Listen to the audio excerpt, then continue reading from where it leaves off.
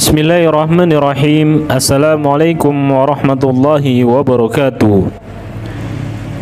Pada kesempatan kali ini saya akan membahas tentang Ibnu Al-Baitar, sang ahli tumbuhan dan pengobatan legendaris.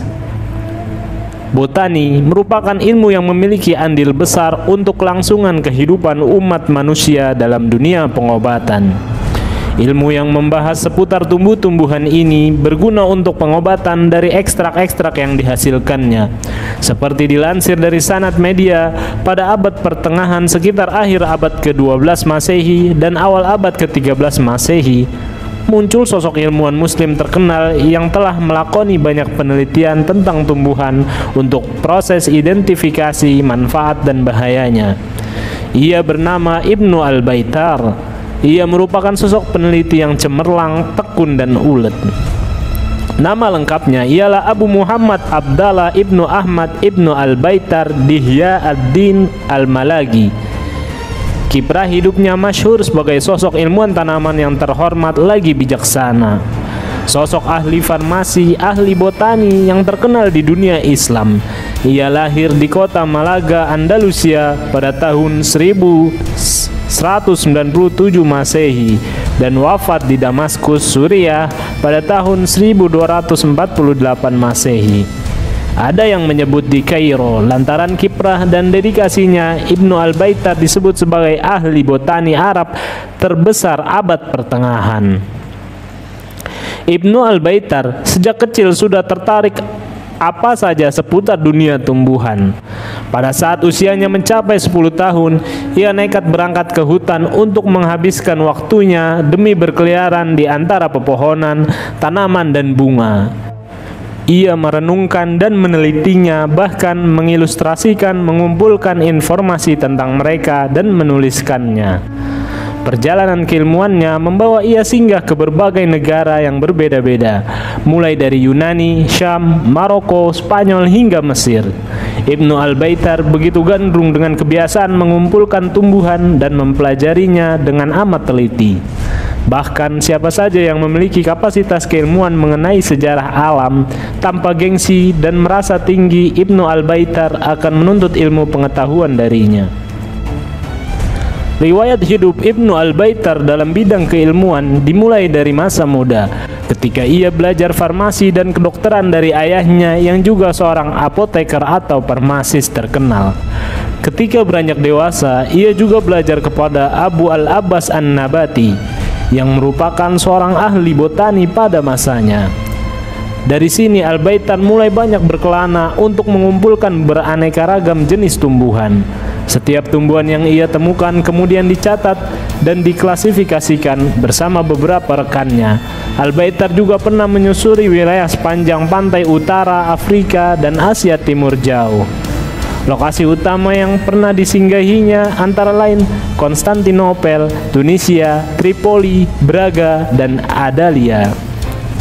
Pada usia muda, tahun 1219, Ibnu Al-Baitar memutuskan melakukan perjalanan ke berbagai wilayah untuk mengumpulkan pengetahuan tentang tumbuhan, obat, dan ramuan herbal. Ia melakukan perjalanan ke Spanyol, Maroko, Mesir, dan wilayah Timur Tengah lainnya. Ibnu Al-Baitar mengumpulkan sampel tumbuhan obat dan belajar dari berbagai guru terkemuka dalam bidang botani dan farmasi. Selama perjalanannya, Ibnu Al-Baitar mengumpulkan pengetahuan luas tentang tumbuhan obat dan ramuan herbal dari berbagai wilayah berbeda. Ia juga mengamati sifat-sifat tumbuhan obat dan mencatat penggunaannya dalam pengobatan tradisional oleh masyarakat setempat. Selama perjalanannya mengumpulkan dan meneliti berbagai jenis tumbuhan, ia menemukan ramuan pengobatan kanker berasal dari tumbuhan, dikenal dengan pengobatan Hindiba. Temuan ini pada masanya sangat populer sehingga menjadi rujukan-rujukan pengobatan di berbagai wilayah. Tidak hanya itu, ia juga menemukan pengobatan lain yang berasal dari tumbuh-tumbuhan yang diabadikan dalam kitab monumentalnya Al-Jami' fi al-Adwiyata al-Mufradat. Pada saat kepindahannya dari Damaskus menuju Mesir, Ibnu Al-Baitar mengirim secarik surat kepada gurunya, Abu Al-Hajjaj Al-Maghribi, tentang kondisinya yang prima dan baik-baik saja. Pada saat itu usianya 32 tahun. Dari Alexandria dia pergi ke Kairo, dan sehari setelah kedatangannya dia diminta oleh Al-Malik Al-Kamil untuk melayani bimaristan dan apoteknya dan mengizinkannya untuk mempraktikkan profesinya di tanah Mesir. Kecermatan dan tekad baja belajar Ibnu Al-Baitar bukan semata-mata pengindahan saja. Bukti ini dikuatkan oleh tuturan muridnya sendiri, Ibnu Abi Usaybi'ah. Ibnu Al-Baitar mempelajari buku-buku karangan Galenius, Al-Ghafiqi, dan Dioscorides. Ia menghafal sebaik ia memahaminya. Bahkan dia tidak meninggalkan satu bagian pun tanpa mempelajarinya dan berlatih mengekstraksi obat-obatan dari buku tersebut. Kegilaannya mengumpulkan aneka gulma dan tumbuhan sampai membuat Ibnu Abi Usaybi'ah terkagum-kagum. Pada 1224, ketika berada di Mesir, penguasa Ayyubiyah Sultan Malik Al-Kamil Muhammad Ibnu Abi Bakar bin Ayub yang merupakan gubernur Mesir mengangkat Ibnu Al-Baitar menjadi kepala laboratorium botani dan farmasi. Al-Kamil mengandalkannya untuk mengepalai perihal obat-obatan dan gulma. Dalam posisi memegang jabatan tersebut, ia tetap mengeksplorasi lebih jauh tentang tanaman-tanaman yang dapat memberikan khasiat kesehatan bagi manusia. Selepas kematian Al-Kamil, penguasa Ayyubiyah putranya Malik As-Saleh Najm ad-Din sebagai penerus kekuasaan mempertahankan Ibnu Al-Baitar di bawah pengabdiannya di kota Damaskus, Suriah. Selain itu, Ibnu Al-Baitar juga menambah kekayaan ilmu pengetahuan dengan menulis buku-buku terkemuka tentang tumbuhan yang sukses membantu dan memajukan ilmu pengetahuan serta menunjukkan manfaat tumbuhan untuk pembuatan obat-obatan. Ibnu Al-Baitar bukanlah sosok dengan tipikal asal jumput sana-sini sebuah informasi. Dia benar-benar memeriksa dengan cermat sampai ia yakin dengan menyaksikannya sendiri keabsahan atau validitas dan kebenaran informasi tersebut. Karya-karya Ibnu Baitar berasal dari penelitiannya terhadap berbagai macam tumbuhan dan rumput-rumputan. Hasil penelitian tersebut kemudian dimasukkan ke dalam buku-bukunya dan kemudian masih dilengkapi dengan komentar-komentar panjang. Buku-buku Ibnu Baitar ini kemudian menjadi rujukan penting bagi ilmu botani pada abad pertengahan. Kontribusi Al-Baitar merupakan hasil observasi, penelitian, serta pengklasifikasian yang telah ditekuni selama bertahun-tahun. Hasil jeripayahnya terbukti sangat berpengaruh pada perkembangan ilmu botani dan kedokteran di Eropa maupun Asia. Kitab-kitab penting Ibnu Al-Baitar: Al-Jami' lil Mufradati Al-Adwiyah wa Al-Aghdiyat. Sumbangsi utama Al-Baitar adalah kitab Al-Jami' fi Adwiyah Al-Mufrada. Buku ini sangat populer dan merupakan kitab paling terkemuka mengenai tumbuhan dan banyak berkaitan dengan ilmu pengobatan Arab. Dalam buku ini, Ibnu Al-Baitar menyebutkan segala sesuatu yang berhubungan dengan obat-obatan, nama-nama mereka, apa yang dikandungnya dan apa manfaatnya, dan gejala apa yang diduga terjadi. Karya ini terdiri dari 1.400 tumbuhan obat yang diidentifikasi dan dideskripsikan dengan rinci, termasuk nama-nama lokal, sifat-sifat farmakologis, dan indikasi penggunaan. Dari sekian banyak ramuan obat yang disajikan dalam kitab tersebut, 300 ramuan obat merupakan murni penemuan Ibnu Al-Baitar melalui penelitian panjang. Karya Ibnu Al-Baitar menjadi salah satu referensi terpenting dalam bidang farmasi dan kedokteran selama abad pertengahan. Kitab ini masih menjadi rujukan bagi para ahli tumbuhan dan obat-obatan hingga abad 16 Masehi. Ensiklopedia tentang tumbuhan ini mencakup 1.400 item. Yang terbanyak adalah mengenai tumbuhan obat dan sayur mayur, termasuk 200 jenis tumbuhan yang sebelumnya tidak diketahui jenisnya. Karya ini juga diterjemahkan ke dalam berbagai bahasa, termasuk Prancis dan Jerman. Pada abad ke-19, karya Ibnu Al-Baitar juga menjadi sumber penting bagi para ilmuwan Eropa dalam pengembangan ilmu farmasi dan botani. Kitab tersebut menjadi dirujuk oleh 150 penulis. Kebanyakan berasal dari Arab dan dikutip oleh lebih dari 20 ilmuwan Yunani sebelum diterjemahkan ke bahasa Latin serta dipublikasikan tahun 1758.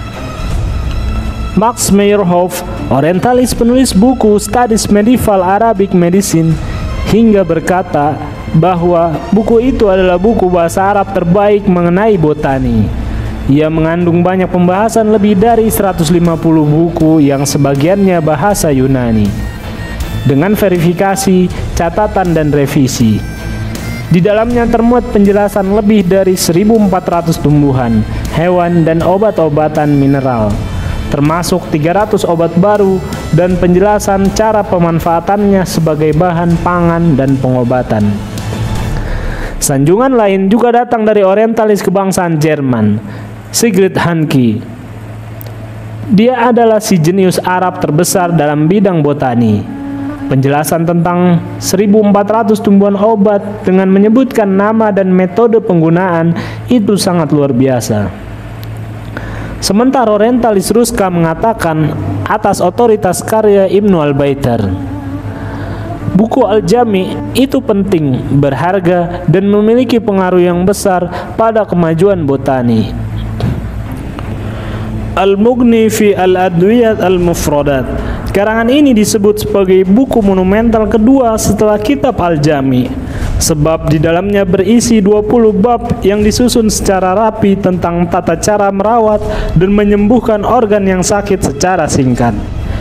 Setiap masing-masing penyakit seperti sakit kepala, sakit telinga, dan badan demam langsung disusul keterangan obat-obatan untuk mengatasi penyakit tersebut. Tidak terlepas juga sakit anggota badan yang terkena racun dan obat-obat yang paling sering digunakan.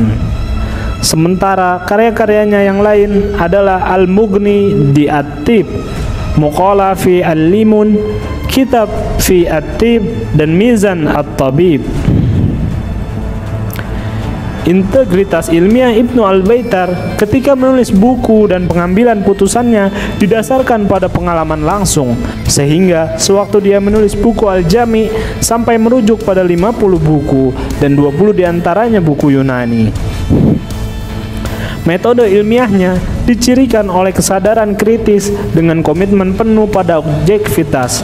Misalnya saja ketika ia menulis, secara runut dan runtut disebutkan di mana obat itu muncul, manfaat yang terkandung, dan membatasi bagian yang semestinya dibatasi dengan poin-poin yang tepat agar tidak melebar kemana-mana. Langkah ini diambil sebagai antisipasi kebingungan atau distorsi bagi mereka yang menyalin ataupun yang hanya membaca buku-bukunya. Sebab kesalahan menyangkut obat bisa berdampak buruk bagi kehidupan masyarakat.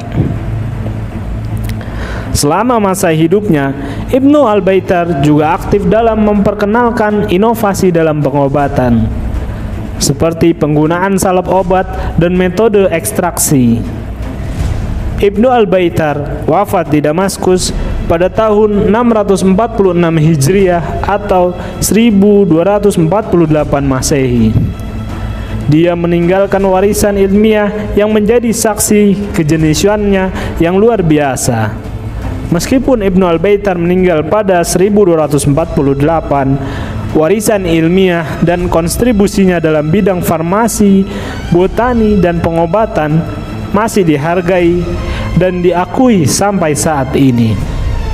Wallahu a'lam bissawab. Wassalamualaikum warahmatullahi wabarakatuh.